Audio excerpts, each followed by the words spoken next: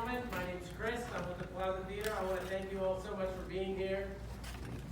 Without any further delay, the man we're very, very excited to see. Say his name. Tony Todd!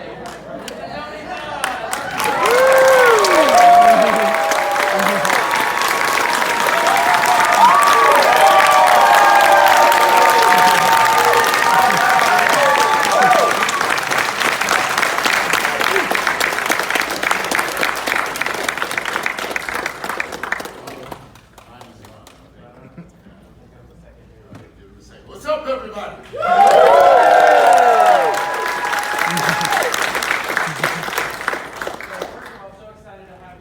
Thank you. It's good to be. I was just in Atlanta filming something else. I've done like 2 films here and since January. So, Oh, wow. yeah. The new horror Bloomhouse Halloween.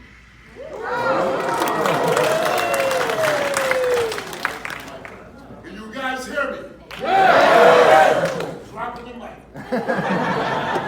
So, what an experience. I've been carrying this character around for 29 years. And finally, I was shooting something in South Africa. I get this phone call. I didn't recognize the South African prefix. All of a sudden, it was Jordan Peele on the line, telling me how impressed he was with the original film and how it inspired him to be a filmmaker, and asked me would I be on board with their dedication of love to not only the film world, but the horror world and the black man in film world.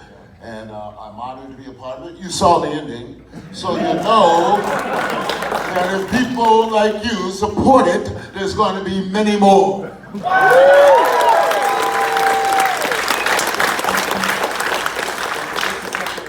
lot of people thought this might have been a reboot, and then realizing the incredible roots it has, even just to the beginning and to the original. Yes. I love it. Handmade for me by Monkey Paw. I love it. How dare you? So I want to take a few questions. We can bring the house lights up all the way. I want to welcome. And cheers to the Plaza for 82 years. The restoration. Film lovers everywhere. Thank you. Keep film alive, folks. So let's hear questions, comments. Yeah, right over here. Streaming is cool, but live film and theater is where it's at.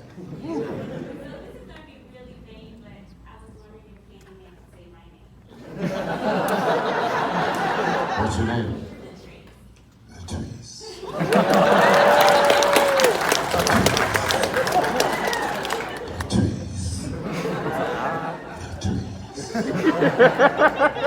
one is ever going to be able to say your name and be anywhere close to it. Your name is ruined now. That's it. That's the highlight of your life. This one's a little weird too, but since you've been playing this part for so long, have you ever took the time to say Candyman 5 times? Never.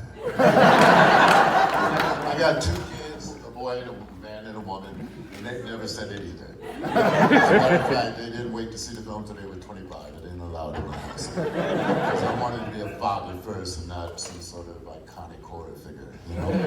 It's hard enough being a dad. Yes, sir.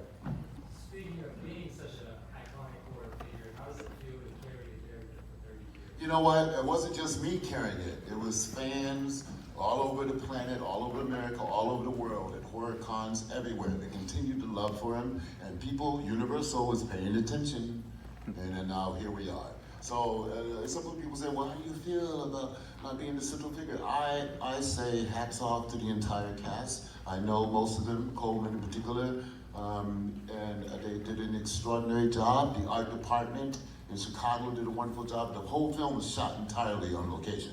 And the incredible shadow puppet stuff, which sort of made it so mysterious. And most of all, Miss DaCosta. She is going places. She's currently in London filming The Marvels, and lovely person. And she brought, you know, and no offense to the male directors, but my favorite people to direct and to talk to that write for me are women, because they bring a certain sensitivity to the film world that goes hand in hand with the film process. The time it takes, the generosity of spirit, the caring, all of that. It feels like, you know, a grandmother's love.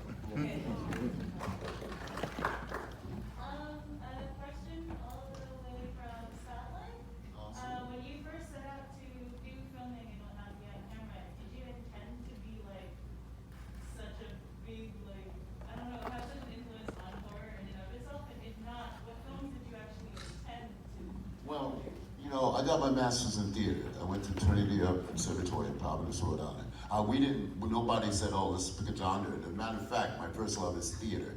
That's what I do. Been on Broadway twice. I just did a one-man show this summer at Pennsylvania Shakespeare Festival. August Wilson's How I Learned What I Learned. So I always go back to that. But as it was, Bernard Rose, who's a genius Liverpool gentleman that had the genius to transpose the forbidden Clive Barker's source material to Chicago. He and I are dear friends. Matter of fact, he's got a film debuting August 10th in LA called Traveling Light, which we filmed at the beginning of the pandemic. Remember that name, you are going to know about it. It's not a horror film, so those of you that only like horror, maybe not. It's going to get the attention of a lot of people. And you know, when they first told me about Candyman, my agent at the time called me up and said, we got a script for you, it's called Candyman. I hung up because I said, I'm not sure. No way I can play Sammy Davis Jr. They brought me in, except on my knees. Take the sunshine. Anyway, so I had personality meetings at the studio and stuff, and Bernard fought for me. Originally, this is a true fact, originally the studios that be, the powers that be wanted Eddie Murphy to play the role. He was a big star at the time. He was a big star at the time, you know, but he wanted to make it more comedic, and Bernard said, I'm not trying to make a comedy, and he fought for me, and that's why we're friends to this day. Well, so I'm really interested because, you know, you mentioned your stage, you know, you brought a really Shakespearean presence, a really haunting Shakespearean presence in the original. I mean, so how much, you talked about the transformation of Clive Barker's and you know, setting it in Chicago, and so how much of that interpretation and evolution was something where you were able to kind of tap your roots and... I was able to write the backstory for the character, the fact that he had been lynched, why he was lynched, that whole love story that was eloquently portrayed in the movie, falling in love, the woman I'm painting, all of that. I needed to create that in order to bring life. They didn't want to just be a monster, you know? Sure. And we wanted it to be more like Phantom of the Opera than someone chasing someone through the woods. We're interested in that. So hopefully it paid off, but I know I've traveled the world with this guy. And everywhere I go, people are amazed by the process, the character, of course, Clive Barker, Bernard Rose, and the entire Virginia Madsen, the entire rest of the team. And now we got a new chapter. I mean, that's got to be an incredible sense of... I didn't realize, I mean, most actors, when they create a backstory, that just stays with them. It might be rough, but it's such an integral part of the... I brought it, I wrote it, I showed it to them, and they loved it. And they said, that's it, because they didn't know.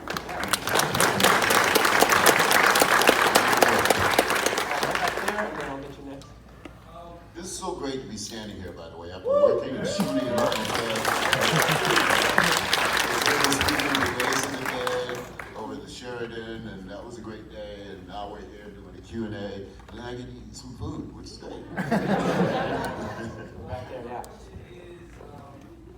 How does it feel to not only be a part of such a successful movie, but a movie that like shed light on a movement, basically, for our senior players? You know what? Listen, I'm part of that movement. I mean, I am a representative of the movement. When I first started film 30 years ago, I would look on the set and I would have to look in the mirror to see another person that looked like me.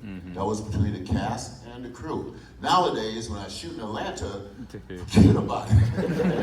The entire transportation team is a mixed bag, the entire catering team, and we're actually on set hanging lights and pulling cables, a thing that anybody with any brains should be able to do. So it's been a full evolution.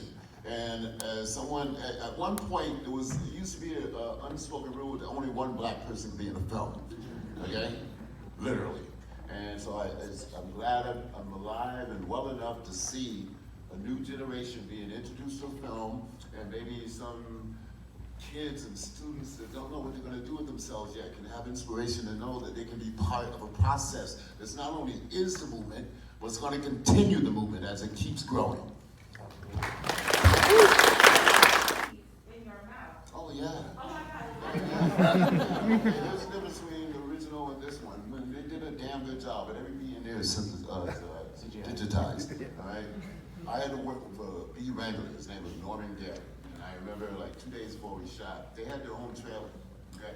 This is Tony's time to meet friends. And he opened up the door and says, "I'm gonna do this around yourself. This is Willie, and that's George, and that's Sidney. If the motherfucker bites me, I'm gonna call him out his name.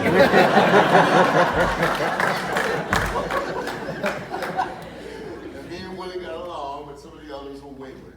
So that chest cavity, those are filled with bees. Every bee you see in the first 3 films, all real bees. I would say, believe it, the mouth wasn't so much a problem. It was like a dental dam, like it was just like tickly feeling. But the chest cavity was the one, because that opened up the coat, and they're like, and then they go where they want to go. And when the rectum calls cut, the crew is like hiding. It takes about a half hour to get the bees, and it wasn't any modern technology. It was an old redback. I said, are we done? Did we get everyone? Then I go to the bathroom and I find out they left 1 or 2. We'll go over here and then back to you. Yeah. No, it's not your question. The question I have is, it's been reported that you actually negotiated a higher rate for every bee sting, and I was just curious. Wouldn't you? Or would you say I give myself to art? No. I had a great lawyer at the time, and we got a great, it was $1,000 a sting, I believe. I should have said 100. A little self-indulgent this time, taking a page out of the Jesus book. I know it's not actually Candyman, but can I get you to point at me and say I'll see you soon? We're mixing up genres, but all right. You ready? I'll see you soon.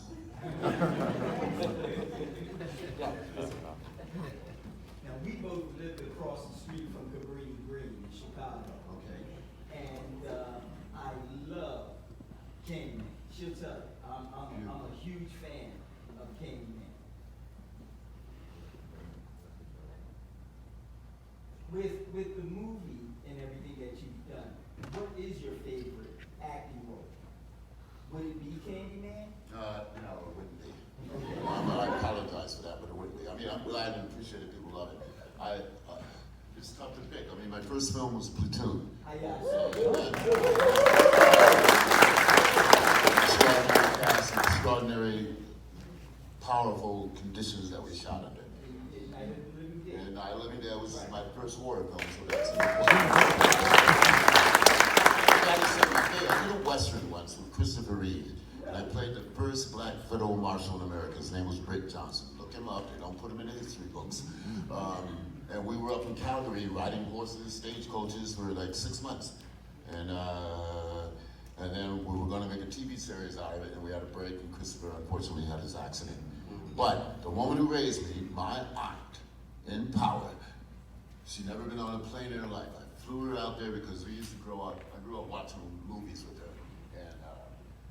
And they set up a special seating area. She had never flown before in her life, and flew her first class. She gets up, she was mad at me. And in 2 weeks, she watched her baby boy, yes, I was her son, adopted, do his thing. And the smile that was on her face, I will never forget.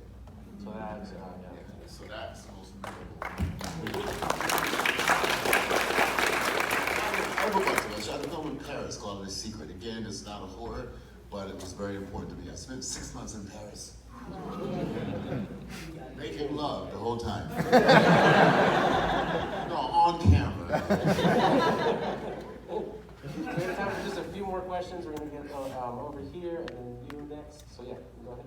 This is quite exciting, guys. Thank you for sticking around. Thank you for supporting the film, for art, for community, for social issues, for justice, etc. All you screenwriters out here, go home and start writing what you know. Don't try to write what you see is popular. Write your own story. Everybody's got a couple stories. So I was a little too young to see Candyman when it first came out. My parents were more responsible than I am, obviously. But I wanted to ask, I know you as Commander Kern and as Jake's sister. I'd love to hear a little bit about how you got attached to Star Trek. All right. I auditioned for Kern, and I auditioned like 4 times, and they finally gave me that, and what a role. I mean, sports brother, and I'm a Klingon, and I love Klingons, they're just honest. And in terms of Deep Space Nine, The Visitor, again, my aunt, she had passed away, and I was inconsolable. And all of a sudden, the script came out of it, just the abyss of joy. And And I just wanted to sort of honor her by being moved. You know, growing old is no fun, but just, you know, so that was the thing that I think that's why it's special. I think that's why a lot of fans call it their favorite episode. It's a wonderful episode, Thank you very much. Thank you for asking. You may, yeah. First off, I applaud the ability to have like a slow, calculating kind of horrific character that you created. Have you ever had any experiences, like just you as yourself, meeting people out in the world and like just them reacting in strange ways? Yeah, every time I get pulled over in LA, I show them my ID, they take a look, I take another look, and I say, so what's up? And then they let me go. Yeah, I get it all the time, but mostly it all comes of love and joy, and I appreciate that. So, but at the same time, people give me my space because that's important too, you know. But I realized how privileged I and every other actor is to be a part of a business that pays the bills and provides a future for your kids and surprises for your community. So we got time for just two more. You. Ever had any supernatural experiences, ghost apparitions, anything? I grew up in a lower middle class environment in Hartford, Connecticut, and it was surrounded by a graveyard. But we didn't see it as a graveyard. We took it as a place where we went to play touch football, climb trees, shoot squirrels. And on Friday nights, we'd like go into the graveyard and the drunks used to come down this one street. We used to mess with them, you know? Watch them drop their bottle and run home. But one day, something changed. It was a car. We thought it was a pen, right? Gets out the car, but the closer he got, we saw that he didn't have no shoes on. And everybody started running, trying to get out there. You know how kids do the scrambling. I fell down, and they left me. And I said, well, and I blanked out. Next thing I knew, I woke up in my bed. So, take it back for what it is. And last question in the back there. I was wondering if you were ever approached by Clyde Barker about a night read. No, I didn't meet Clyde Barker at that time. I was actually in New York doing theater, so, but I know Clyde. I met him. He was on the set of Candyman, and pray for Clyde, give him strength. I know he's not feeling well right now, and he's an absolute genius for what he's done.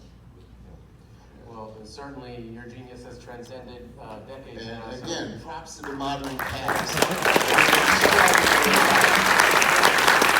I am supremely flattered. So I want to thank you all again for coming.